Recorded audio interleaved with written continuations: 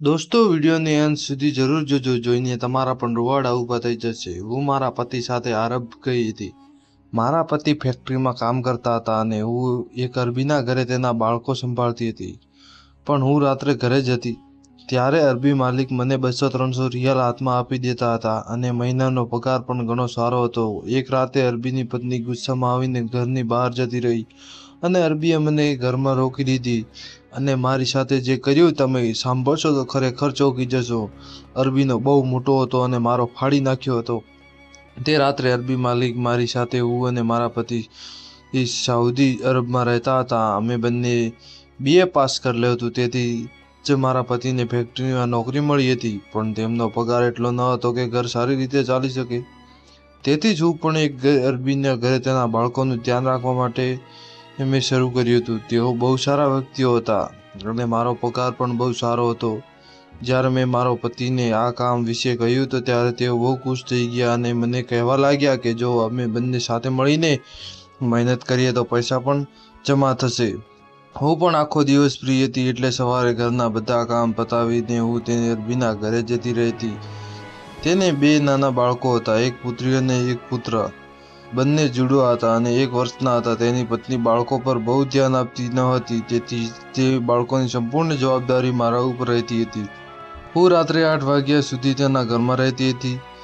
એ બાળકોની સંપૂર્ણ જવાબદારી મારા ઉપર હતી। હું બપોરે 1 વાગ્યાથી રાતના 8 વાગ્યા સુધી તેના ઘરે જ રહેતી હતી, પણ મને નવાઈ લાગતી કે એક માતા હોવા છતાં તે પોતાના બાળકોને જોતી પણ ન હતી। તેમને ખવડાવવું કે તેમના ડાયપર બદલવા બધું હું જ સંભાળતી હતી।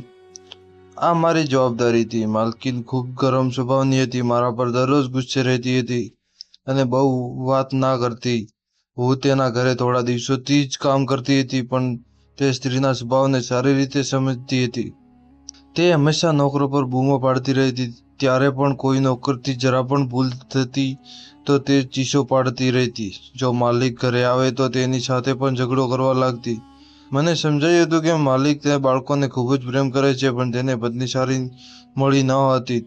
જ્યારે પણ માલિક કામ પર ઉપરથી ઘરે પાછા આવતા ત્યારે તે સૌથી પહેલા બાળકોના રૂમમાં આવતા।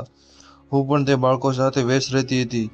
તે આવીને બાળકોને પ્રેમ કરતા અને મને પણ પૂછતા કે બાળકો તમને હેરાન તો નથી કરતા ને? તેઓને ખાધું પીધું તો બરાબર છે ને? બાળકો પણ આખો દિવસ શું કરે છે? તે મને પૂછતા રહેતા હતા। એક રાતે જ્યારે મેં તેને કહ્યું કે હું જાઉં છું તો તેને કહ્યું કે 1 મિનિટ રાહ જોવું। પછી તેને તેમના ખિસ્સામાંથી તેનું પર્સ કાઢીને મને 100 રિયાલ આપી દીધા। આ જોઈને હું ચોંકી ગઈ હતી। તેને મારો પગાર પણ બહુ સારો રાખ્યો હતો અને 100 રિયાલ ઓછા પૈસા નથી। મેં માલિક સાથે એક નજર કરી, મારી નજરમાં હેરાની હતી અને તે કહ્યું કે આ રાખો, તે મારા ઉપર ઉપયોગી થશે। મેં કહ્યું ના માલિક, તમે મને જે પગાર આપો છો તે પણ ઘણો છે। તે મારી વાત સાંભળીને સહજ હસીને કહ્યું, આ હું તારી ખુશીથી આપું છું, આ તમે રાખો। એ પૈસા મેં મારા પર્સમાં રાખ્યા અને હું ફરી જવા લાગી। દરવાજા પાસે પહોંચી તો તેને મને કહ્યું કે સાંભળો, આ વાત તો તમારી માલકીનને ન કહેતા કે હું તમારા સાથે સુવાની વાત કરી છે, કે મેં તમને આટલા બધા પૈસા આપ્યા છે। આ સાંભળીને હું થોડી વાર માટે વિચારોમાં ખોવાઈ ગઈ હતી। પછી મેં હા પાડી અને રૂમની બહાર આવી ગઈ। પણ મને ખબર નથી કે કેમ રાત્રે મને બહુ બેચેની લાગી હતી। એક તો એ માલિક મને 100 રિયાલ આપ્યા હતા અને બીજી તરફ કહ્યું કે તેની પત્નીને આ વાતની ખબર ના પડવી જોઈએ। આ બંને બાબતો મારા મગજમાં ફરતી હતી। પછી મેં વિચાર્યું કે માલિકને થોડી ગુસ્સાવાળી છે એટલા માટે કહ્યું હશે। પણ ચોંકાવનારી વાત એ છે કે બીજા દિવસે માલિકે મને 200 રિયાલ આપ્યા હતા।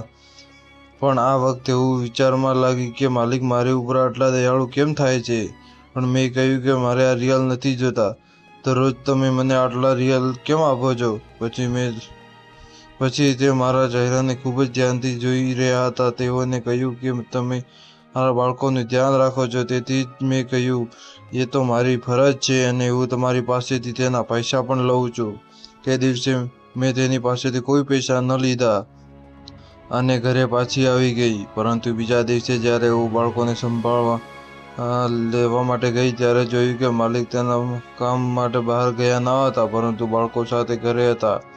જ્યારે હું પહોંચી તો તેમને કહેવા લાગ્યા કે આટલા મોડા કેમ આવ્યા છો? તમે જાણો છો કે મારા બંને બાળકોને તાવ આવે છે. તેના અવાજમાં થોડી ચિંતા હતી અને થોડો મોટો અવાજે પણ બોલ્યા હતા. મેં ગભરાઈને જ્યારે ઘડિયાળમાં જોયું તો 1 વાગ્યા હતા અને હું આ સમયે જ આવતી હતી.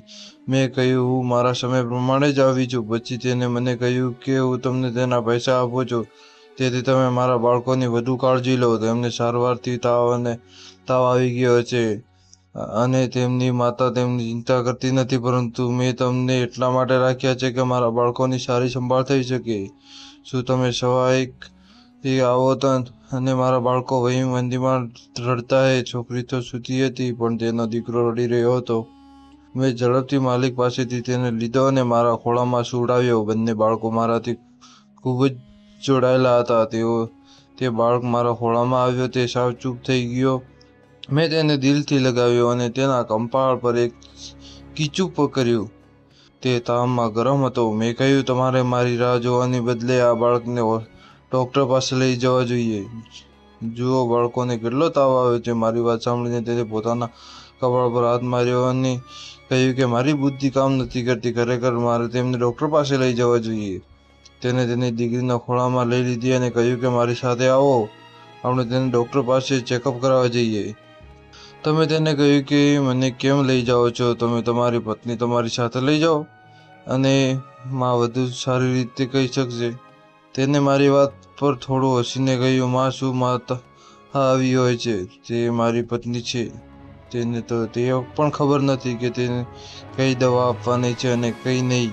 દવા પણ તમારે તેને જ પીવડાવવાની છે અને ધ્યાન પણ તમારે જ રાખવાનું હતું. તો તમે જ મારી સાથે ડૉક્ટર પાસે આવો. હું રૂમમાંથી માલિક સાથે બહાર આવી કે ટીવી જોતી હતી અને ચા પણ પીતી હતી. જ્યારે તેને મને માલિક સાથે બહાર જતી જોઈ ત્યારે તેને કહ્યું કે તમે ક્યાં જાઓ છો? બાળકોને શું થયું છે? માલિક મારા બદલે તેની પત્નીને જવાબ આપ્યો અને કહેવા લાગ્યા કે તને ખબર નથી કે તારા બાળકોને તાવ આવે છે? હું તેને ડૉક્ટર પાસે લઈ જઈ રહ્યો છું. તો તારે ચાલ આવવું હોય તો આવ. આ સાંભળીને માલકીન ચહેરા પર ગુસ્સો આવી ગયો અને તે કહેવા લાગી કે નાના, મારાથી આ બાળકો નથી સંભળાતા.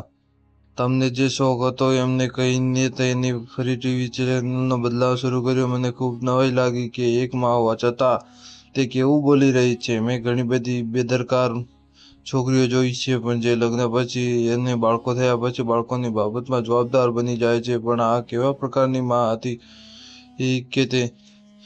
કે જેને તેના બાળકોની કઈ પડી જ ન હતી. માલકીન ખૂબ જ સુંદર હતી, પરંતુ તેના બાળકોની જરા પણ તે ચિંતા કરતી ન હતી. છેલ્લા 2 મહિનાથી હું તેના બાળકોની સંભાળ લઈ રહી હતી અને મેં જોયું કે માલિક બસ તૈયાર થઈ રહી અને ફરતી રહેતી તેના પગની માલિશ કરાવતી. મિત્રો, જો આ વાર્તા પસંદ આવી હોય તો વિડીયોને લાઇક કરજો અને ચેનલને સબસ્ક્રાઈબ કરવાનું ના ભૂલશો. હવે આપણે જોઈશું આગળના પાર્ટ 2માં.